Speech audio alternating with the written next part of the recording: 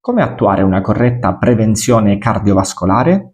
Io sono il dottor Placentino Filippo, cardiologo e aritmologo, e oggi vi parlerò di questo argomento poiché è stata recentemente pubblicata da parte dell'Istituto Superiore di Sanità una revisione dei dati riguardo sia i fattori di rischio della popolazione italiana e sia il rischio cardiovascolare. Purtroppo questi dati ci fanno molto riflettere.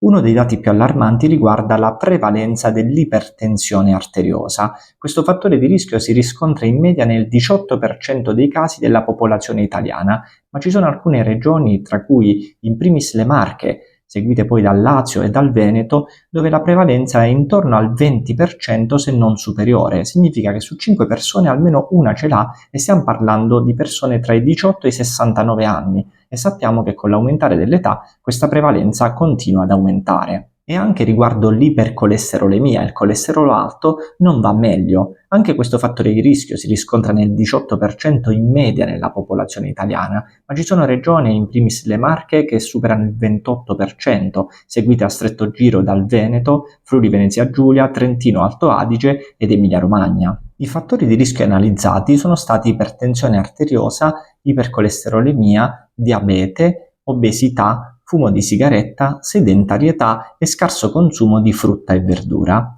Si è visto che in alcune regioni, tra cui l'Abruzzo, la Puglia e la Calabria, si supera addirittura il 99% di persone con almeno un fattore di rischio. Inoltre, il 40% delle persone intervistate aveva almeno 3 fattori di rischio. Tutti questi dati che sto dicendo sono consultabili in internet scrivendo sorveglianza passi Istituto Superiore della Sanità. Una prevalenza così alta di questi fattori di rischio può essere dovuta, tra le altre cose, alla scarsa consapevolezza delle problematiche a cui questi fattori di rischio possono portare. Si è visto che man mano che va avanti l'età, le persone stanno sempre più attente ad esempio al consumo di sale, forse un po' meno al consumo di grassi, ma questa è una prevenzione che deve essere attuata fin da quando si è giovani. Inoltre si sente spesso dire che in passato i valori di pressione arteriosa, come anche quelli di colesterolo, venivano tollerati a valori molto più alti. Questo solo in parte è vero, ma se sono state rimodulate è perché nel corso degli anni sono emerse nuove evidenze scientifiche e nuovi studi che hanno fatto vedere le problematiche che portavano quei valori, in particolare eventi cardiovascolari e purtroppo anche decessi per cause cardiovascolari. Purtroppo in Italia, tra tutte le cause di decesso possibili, una donna ha il 38% di probabilità di morire per causa cardiovascolare e agli uomini non va meglio in quanto la percentuale è del 31%. Tra i vari fattori di rischio non va assolutamente dimenticato il fumo di sigaretta, che purtroppo è uno dei killer più spietati. Ma cosa possiamo fare se siamo già affetti da uno o più fattori di rischio oppure per evitarne l'insorgenza?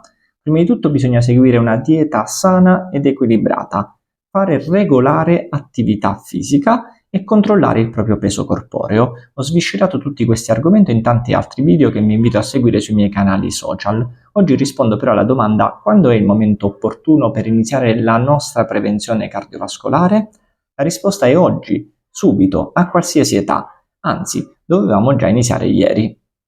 Se vi è piaciuto questo video un po' forte ma che riflette dati reali ed attuali della popolazione italiana, vi invito a condividerlo e inviarlo a un amico, un parente con cui parlate di questi argomenti. Vi invito inoltre a seguirmi sui miei canali social Facebook, Instagram e YouTube, dove potrete trovare tanti argomenti simili a questo.